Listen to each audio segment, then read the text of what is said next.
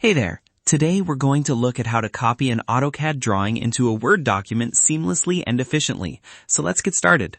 First, open your AutoCAD drawing and zoom into the area you want to copy.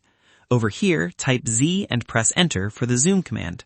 Then type W for window and press Enter again. After that, draw a selection window around the area you want to zoom into. Over here, focus only on the portion of the drawing you need. Then select all visible objects by clicking and dragging over them. After that, make sure everything you need is properly highlighted. Over here, right-click and choose Copy or press Ctrl-C. Then, open your Word document where you want to paste the drawing. After that, click on the position where you want the image to appear. Over here, right-click and select Paste or press Ctrl-V. Then, the AutoCAD drawing will appear inside your Word document. After that, adjust the image if it does not fit properly on the page.